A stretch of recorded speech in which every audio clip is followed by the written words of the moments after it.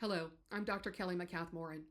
I'm a folklore scholar, author, and musician, and I'm presently writing a book for storytellers of all stripes titled The Storyteller's Guide to Folklore, which will help you bring the principles of folkloristics to the storytelling craft. This is the third in a series of 6 short videos on the folkloristics of spellcraft, charms and curses, and the ways you can use what folklorists know about charms and curses to make your storytelling stronger and richer culturally and magically.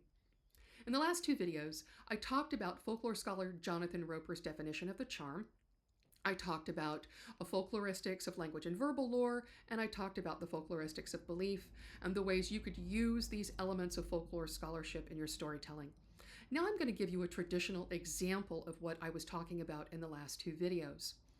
I'm going to be reading a charm titled Merseburg Charm 2 for an Injured Horse, translated by Joseph S. Hopkins. But before I do, I want to bring Roper back in one more time.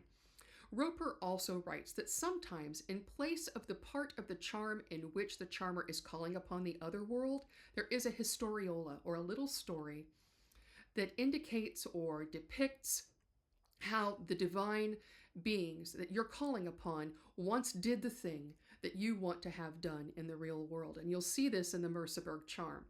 And then the second half of the charm, the part where you want the horse to be healed or you want something to happen in the real world, is absolutely the same as "Goddess, lift up your shining face and find for me a parking space." So see if you can see that pattern as I read this charm.